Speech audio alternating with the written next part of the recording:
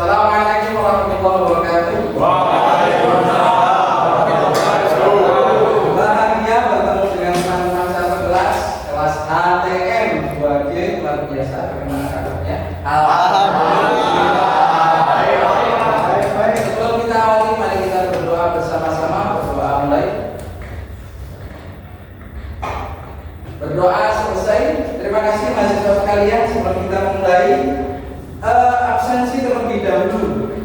Yang tidak hadir hari ini, Ilma hadir, Dima Teranata hadir, Ilham Fajrul Baktiar tidak hadir. Semoga dalam keadaan sehat walafiat.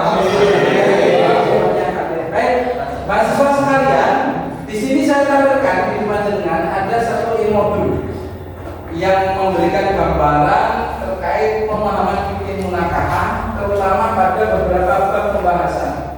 Ada kafaah, ada larangan perkawinan, ada pergaulan suami istri, ada bab Di pertemuan kali ini saya akan memberikan wawasan kepada saudara sedikit pemahaman tentang larangan perkawinan. Sedikit masalah yang muncul di masyarakat kita. Mungkin ada Mas Tono ketemu Mbak Tini, saling mencintai, ingin melangsungkan pernikahan. Tiba-tiba bapaknya tidak mesti, karena ternyata si Tini itu adalah kalau orang Jawa bilang pisang, kalau orang Indonesia bilang sepupu. Dalam pandangan Islam, kerabat yang masih sepupu tidak ditetapkan sebagai mereka yang diharamkan untuk menikah. Namun masyarakat kita masih ada yang menganggap itu akan menimbulkan kemadaratan. Dalam pandangan Islam ada beberapa hal yang harus kita perhatikan untuk melihat apa yang menjadi larangan dalam perkawinan. Oke, mahasiswa sekalian, larangan perkawinan, alhamdulillah, berdasarkan dari surat An-Nisa ayat 23. Bisa mengucapkan atau bisa melafalkan sampai yang mana? Coba lafalkan. Belum, kamu coba lafalkan. Duduknya yang baik. Ya, ke depan. Bagus. Ya. Coba dibaca. Hurrimat, sama-sama dibaca. Hurrimat alaikum ummahatukum wa banatukum wa akhwatukum wa ammatukum wa khalatukum. Diharapkan harus kamu mengawini ibu-ibumu, anak-anakmu yang perempuan, saudara-saudara yang perempuan, saudara-saudara bapakmu yang perempuan, saudara-saudara ibumu yang perempuan. Baik, sedikit ayat ini sebagai landasan pemahaman larangan pernikahan. Apa yang saya harapkan saudara mempelajari larangan pernikahan pada pertemuan kali ini? Pertama, saudara mampu mengklasifikasikan larangan pernikahan baik mu'abbad atau mu'aqqad. Apa itu? Nanti kita bahas. Saudara mampu menjelaskan hikmah larangan perkawinan dari perspektif fikih dan sains. Saudara mampu menganalisis kasus-kasus larangan perkawinan dalam konteks kontemporer. Mahasiswa, saudara tentunya mampu mengevaluasi implikasi genetika dari larangan perkawinan. Baik, selanjutnya, saudara, mengapa perkawinan saudara dilarang keras dalam Islam? Dalam pandangan saudara, kenapa?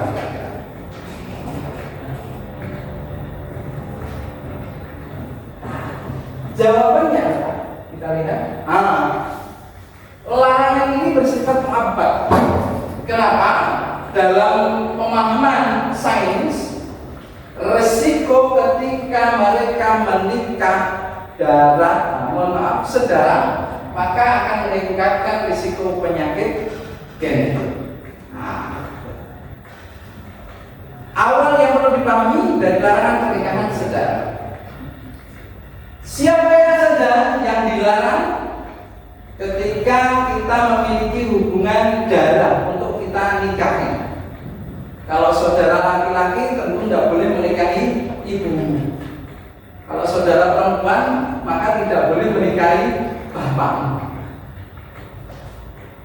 Kalau saudara memiliki anak perempuan yang laki-laki maka jangan diharapkan menikahi anakmu. Senajan anakmu cantik banget luar biasa. Yang perempuan juga demikian, yang laki-laki haram untuk menikahi anak laki-lakinya karena ada hubungan rasa. punya saudara yang cantik, yang laki-laki, mau menikahi tidak boleh, ada hubungan dan haram. Pun yang perempuan juga demikian, punya saudara laki-laki yang ganteng, kayak artis Korea atau sinetron Cina, haram. Bibi, dengan punya kerabat, saudaranya bapak atau saudaranya ibu perempuan yang laki-laki, maka haram itu karena kalau dalam tataran nasab dia ibarat orang tua sama. Yang perempuan juga itu pakai ego, ganteng, tidak boleh untuk ini kali karena ada hubungan nasab dengan orang tua, baik ibu atau bapak. Juga keponakan demikian, jadi rasa gemes keponakan itu ya tidak boleh diimplementasikan dalam pernikahan karena keponakan itu masih ada hubungan nasab. Baik, selanjutnya larangan apa lagi? Karena larangan pernah masuk pada larangan perkawinan irsa. Karena sesusuan. Sesusuan itu kalau zaman Kanjeng Nabi menjadi tradisi di mana anak yang lahir itu disusui orang lain. Kalau zaman sekarang kayaknya yang tren itu adalah bank ASI, pernah dengar? Di mana ibu yang punya cadangan ASI banyak dipompa kemudian disumbangkan di satu lembaga. Mohon maaf teman-teman yang laki-laki jangan membayangkan lembaga yang irfan ya. Irfan sudah bilang baik yang baik. Ibu susuan itu haram untuk dinikahi walaupun ibu paling ya. Kalau pernah disusui oleh bibimu, maka itu menjadi satu ikatan yang menjadikan haram untuk dinikahi. Nenek susuan juga demikian, bibi susuan demikian, kemenakan susuan perempuan, yakni anak perempuan dari saudara ibu susuan. Jadi mungkin ada ibu susuan yang punya anak sama-sama susu, sama-sama ya mendapatkan susu dari ibu yang sama, yang awalnya tidak ada ikatan karena sama-sama nyusu, itu maka haram. Saudara susuan perempuan dan seterusnya, begitu pula sebaliknya. Yang laki-laki maka perempuan menjalankan sesusuan, bagi yang perempuan maka laki-laki yang susuan diharamkan. Karena kan mungkin kalau orang itu nikah sama yang sejenis nanti akan datang azabnya Nabi umatnya Nabi.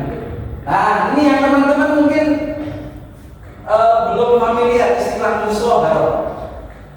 Kenapa musyahar?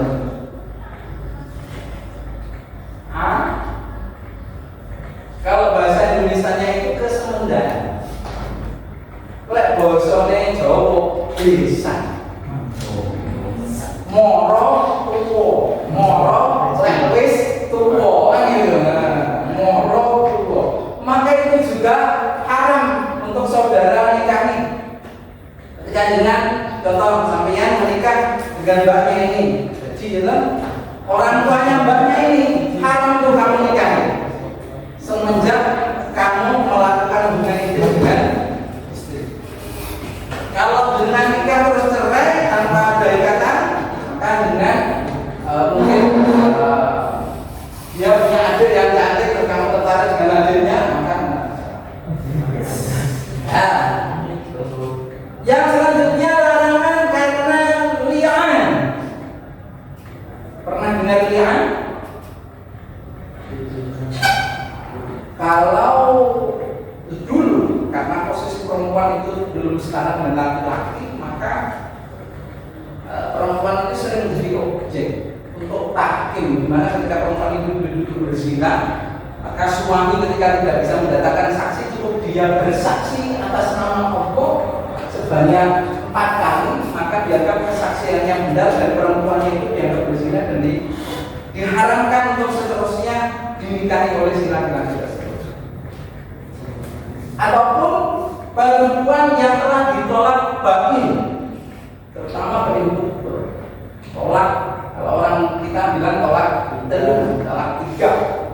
tidak boleh dinikahi kecuali ada muhalil, ada yang menjadikannya boleh menikah.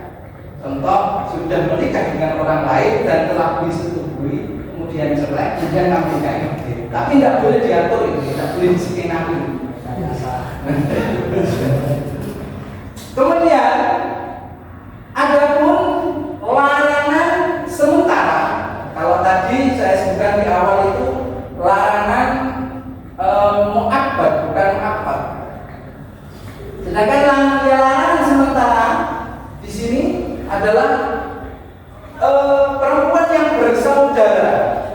Contoh, kamu menikahi, sampean sama sampean ini punya hubungan darah adik, kakak adik, ya kakak adik. Terus sampean nikahi kakaknya. Sebelum kamu setuju, kamu ceraikan, kemudian kamu nikahi adiknya, maka halal. Tapi lah kamu nikahi langsung berdua, haram. Apalagi kamu nikahi mbaknya ini sama neneknya, mau haram loh. Saya nenek modern kan kadang pakai sertifikat luar biasa gitu kan.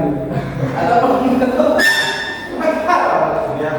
kedua, wanita yang terikat perkawinan dengan orang lain. Jadi kasus-kasus hari-hari ini itu adalah suamimu adalah idamanku, kan ada seperti itu.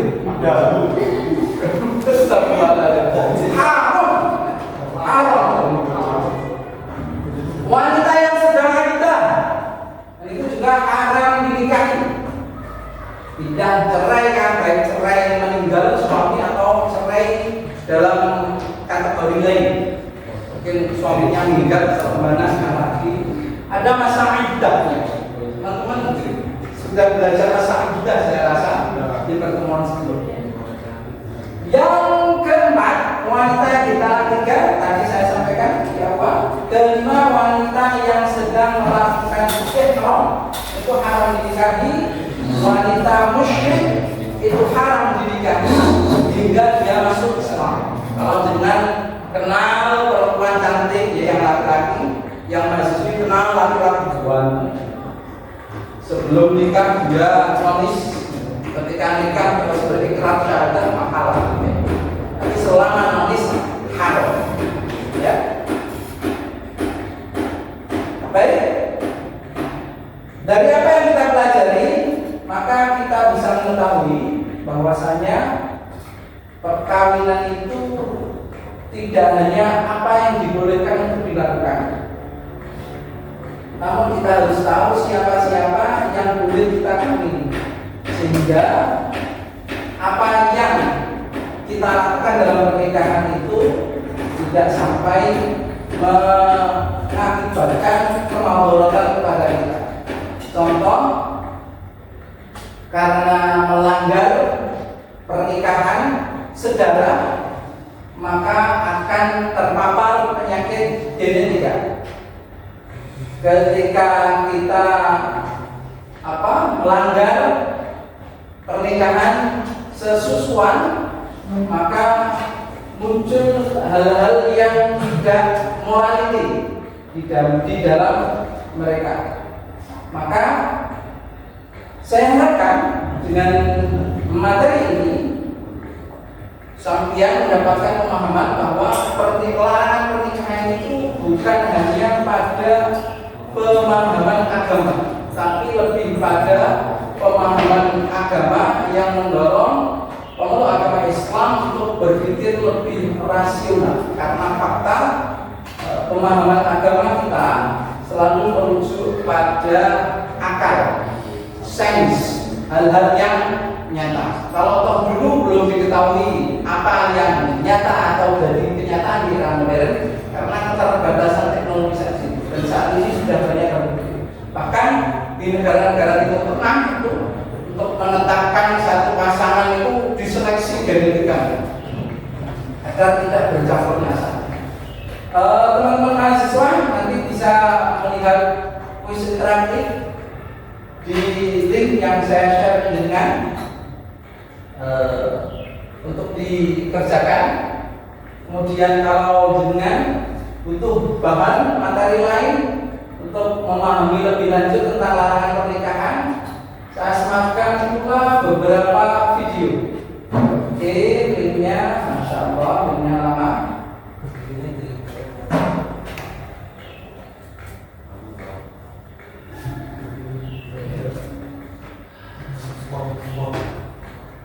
lama.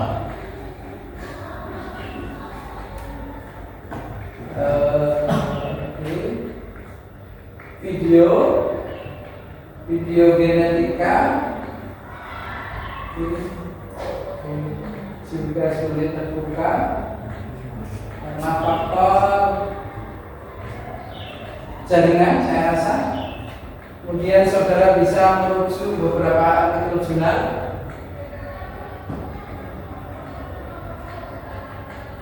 Oke, untuk dasar saudara membaca terkait pemahaman sains dan larangan pernikahan itu sebagai bahan. Selanjutnya saya harap saudara mampu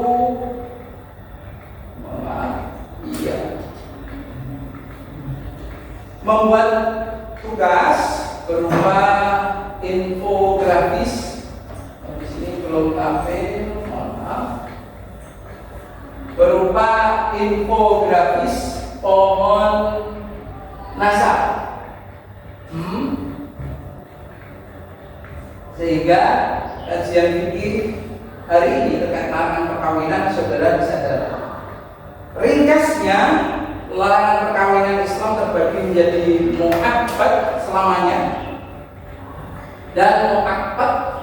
Larangan mahram nasab dikonfirmasi dengan genetika melalui individu karena memicu resiko meningkatnya penyakit genetik.